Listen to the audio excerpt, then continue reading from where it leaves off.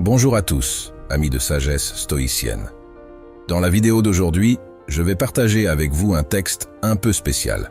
C'est un guide personnel que j'ai écrit, simple et direct.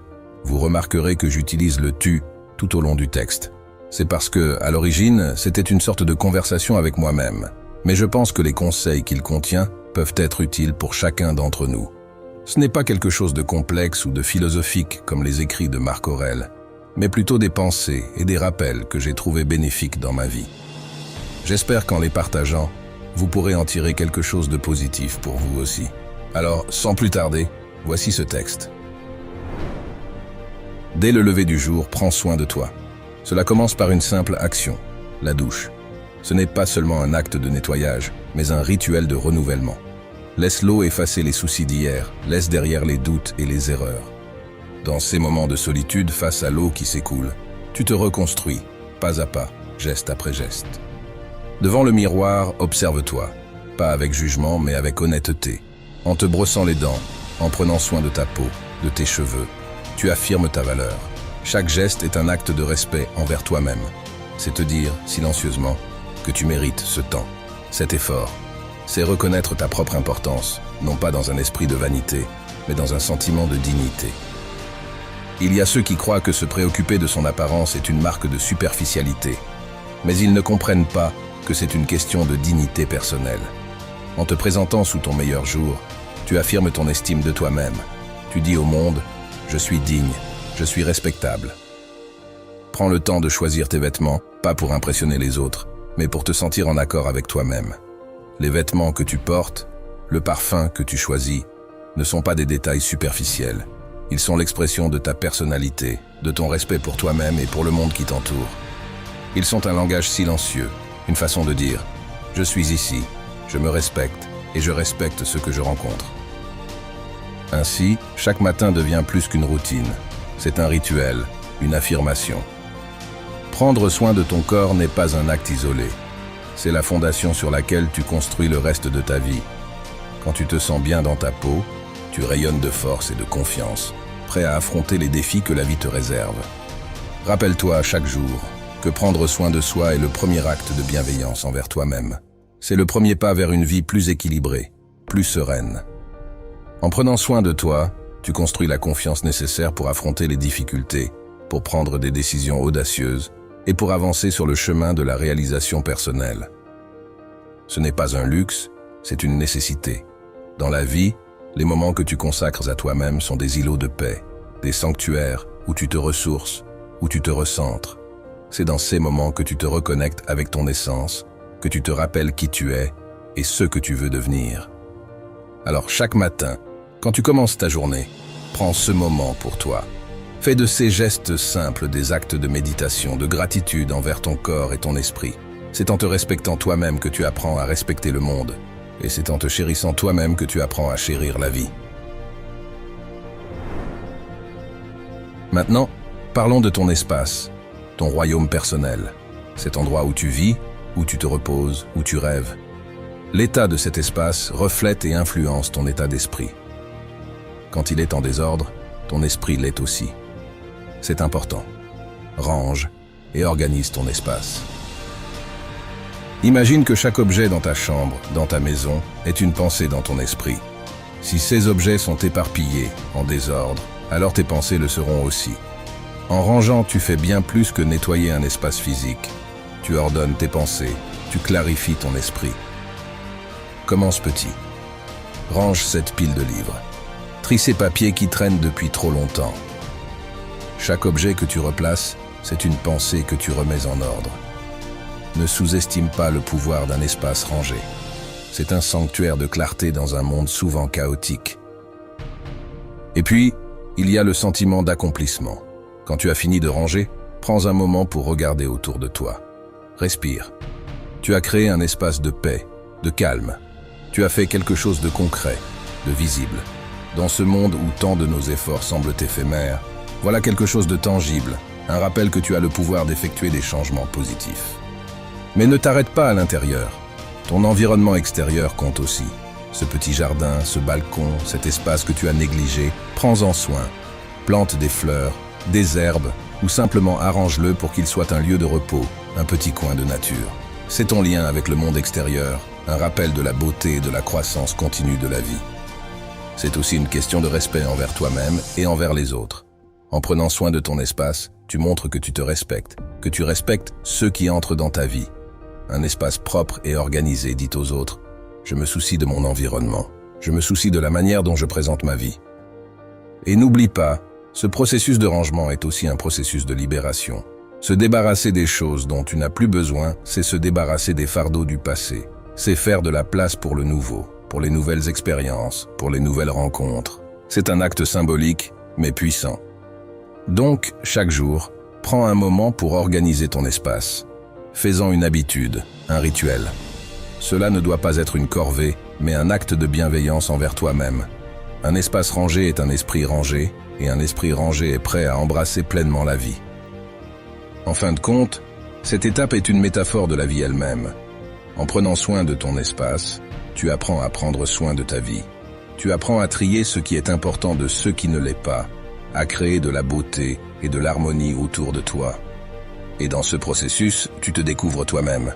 Tu découvres ce qui compte vraiment pour toi.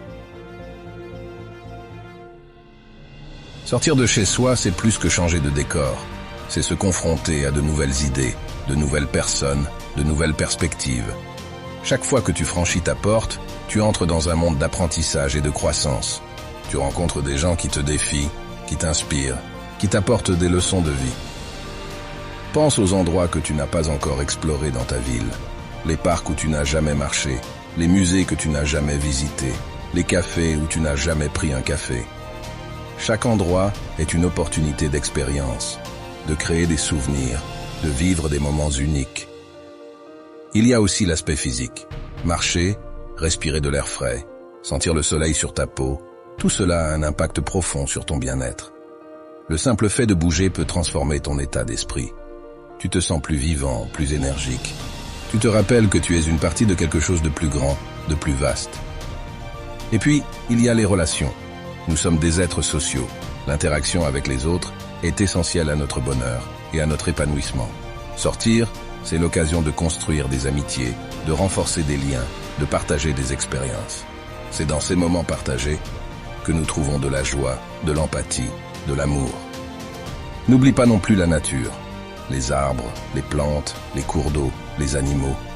Tous ces éléments de la nature ont un pouvoir apaisant, régénérant. Ils nous rappellent la beauté et la simplicité du monde. Se connecter à la nature, c'est se connecter à une partie essentielle de notre être. Et puis, il y a le défi de sortir de ta zone de confort. C'est facile de rester dans un environnement familier, mais le vrai développement se trouve à l'extérieur de cette zone. En te mettant au défi de sortir, tu te donnes l'opportunité de grandir, d'apprendre, de te surpasser. Ainsi, fais de l'exploration un rituel. Ne laisse pas la routine t'enfermer. Cherche de nouvelles expériences, de nouvelles aventures. Cela ne doit pas être grandiose. Parfois, une simple promenade dans un nouveau quartier peut ouvrir ton esprit à de nouvelles perspectives. Tu sais, sortir et explorer, c'est s'ouvrir au monde. C'est reconnaître que tu fais partie d'un tout plus vaste, que tu as un rôle à jouer dans ce grand spectacle qu'est la vie. C'est dans l'interaction avec le monde extérieur que tu te découvres toi-même, que tu découvres ce que tu aimes, ce que tu veux, ce que tu peux apporter aux autres. Donc chaque jour, fais un pas vers l'extérieur. Ouvre-toi à de nouvelles expériences, à de nouvelles rencontres, à de nouvelles découvertes. C'est là que tu trouveras la richesse de la vie, la beauté de l'existence. Quand tu fais de l'exercice, tu ne travailles pas seulement tes muscles, tu travailles aussi ton mental. Chaque foulée lors d'une course, chaque levée de poids, chaque posture de yoga, c'est un pas de plus vers une version plus forte de toi-même. Tu apprends la discipline, la persévérance, la détermination. Tu apprends à repousser tes limites, à découvrir ce dont tu es capable. L'exercice régulier a des effets incroyables sur ton bien-être mental. Il libère des endorphines, ces hormones du bonheur, qui améliorent ton humeur et réduisent le stress et l'anxiété. Tu te sens plus énergique, plus positif, plus en contrôle. C'est comme si chaque séance d'exercice te débarrassait des tensions et des soucis, te laissant plus clair, plus serein. Pense aussi à l'impact sur ta santé. L'exercice régulier prévient une multitude de problèmes de santé, améliore la qualité de ton sommeil et augmente ton espérance de vie. C'est un investissement dans ton avenir, une assurance contre les maladies et les problèmes de santé liés à l'inactivité. Et n'oublie pas l'aspect social. Participer à des activités sportives, rejoindre un club de sport, courir avec des amis, ce sont des occasions de tisser des liens, de partager des expériences. C'est dans ces moments de dépassement collectif que se créent des amitiés solides, que se renforcent les liens communautaires. L'exercice, c'est aussi une façon de te connecter à ton corps. Dans notre monde où l'on passe tant de temps assis devant des écrans, se lever et bouger est un acte de rébellion. C'est reprendre le contrôle de ton corps, c'est lui donner ce dont il a besoin, mouvement, force, endurance. Commence par de petits pas, une courte promenade, quelques minutes de yoga, quelques exercices à la maison. L'important c'est la régularité, pas l'intensité. Petit à petit, tu construiras une routine, tu augmenteras ta force et ton endurance. Tu te surprendras toi-même par ce que tu es capable d'accomplir. L'exercice est aussi une forme de méditation en mouvement.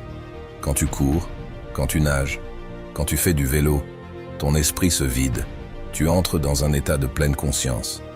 C'est dans ces moments que tu te reconnectes avec toi-même, que tu trouves la paix et la clarté.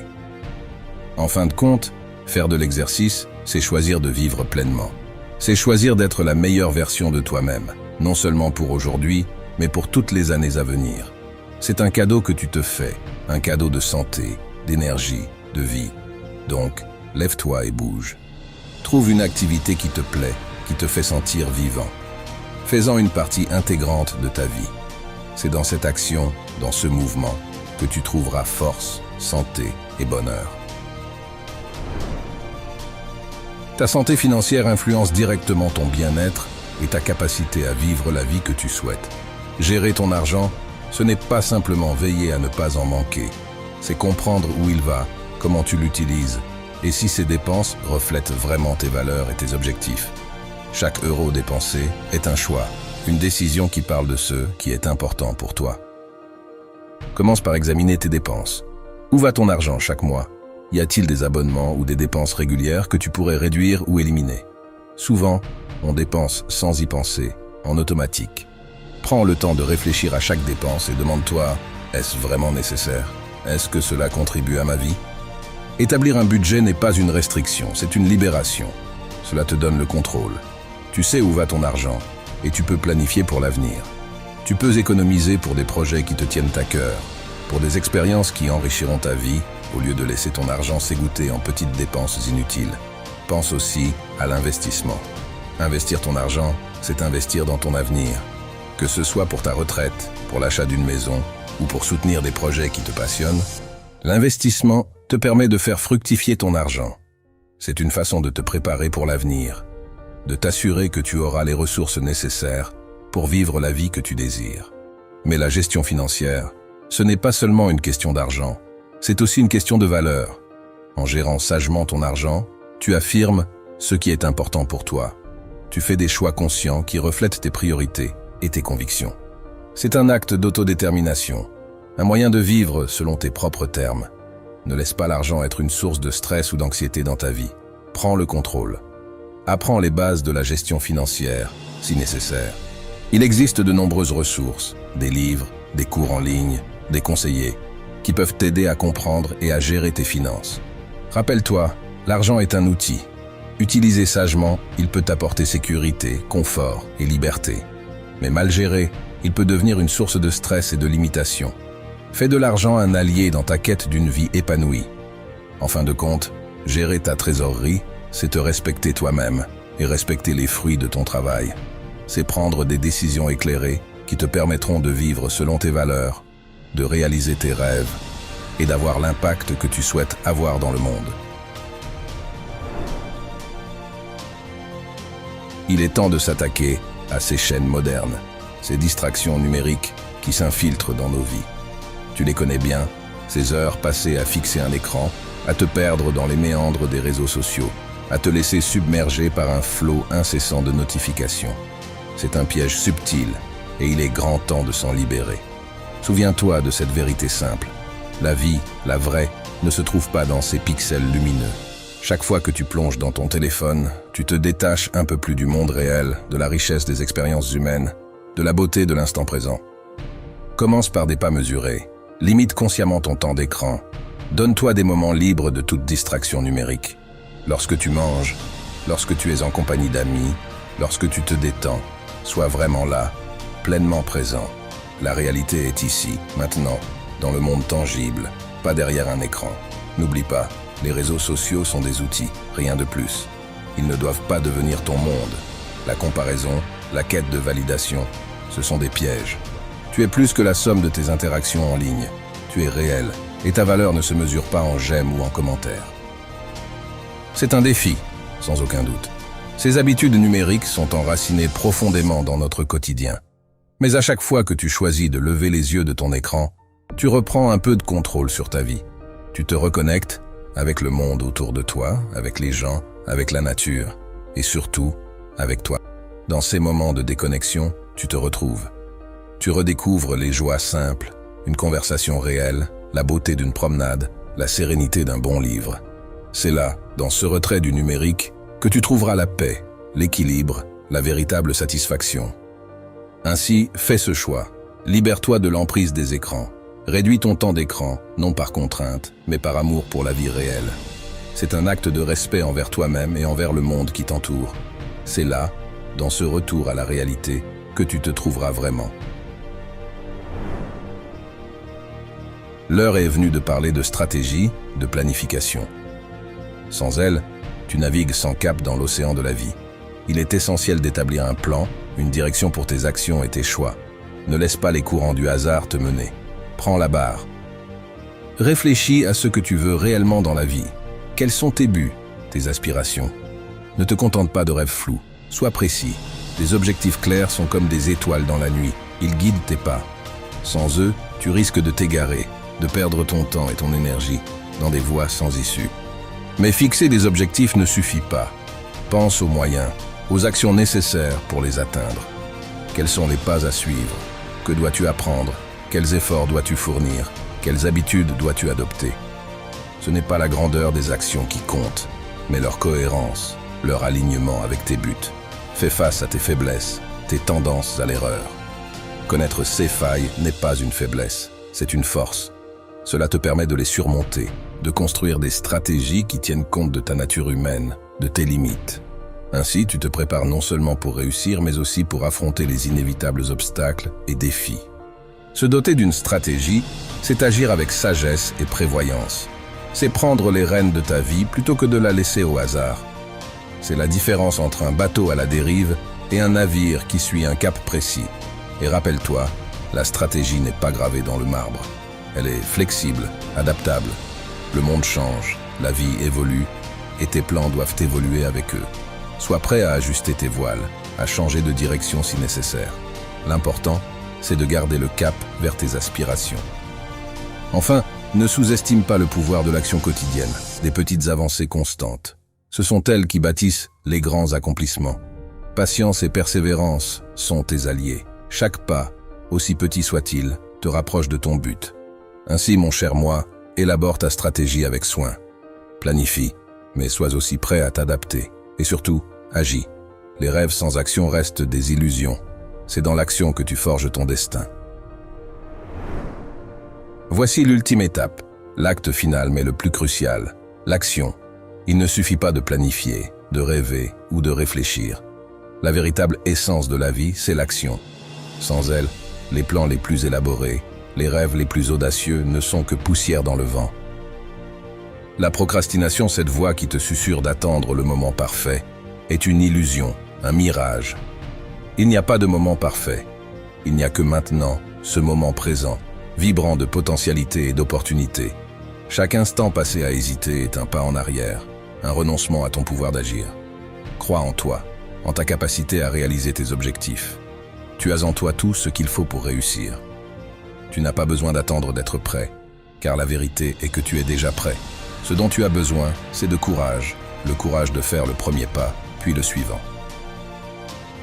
L'action, c'est là où la transformation se produit. C'est dans l'action que tu te découvres, que tu te construis, que tu laisses ta marque dans le monde. Chaque geste, chaque décision, chaque effort, c'est une affirmation de qui tu es et de qui tu veux devenir. N'oublie pas, l'action n'est pas toujours spectaculaire. Parfois c'est un pas discret, un petit effort, une décision quotidienne. Mais chaque action, aussi modeste soit-elle, est un fil dans le tissu de ta vie. Donc lève-toi, agis. Ne laisse pas la peur te paralyser. Ne laisse pas le doute te retenir. Tu es capable de grandes choses, de réalisations magnifiques. Mais cela commence toujours par un acte simple, par ta décision de bouger, de faire, de vivre. Aujourd'hui, choisis l'action. Choisis de faire un pas vers tes rêves. Ne laisse pas un autre jour passer dans l'attente passive. Tu es le maître de ton destin, le forgeron de ta vie. Dans tes mains repose le pouvoir de créer, de changer, de grandir. Avec force et conviction, un grand merci de m'avoir écouté.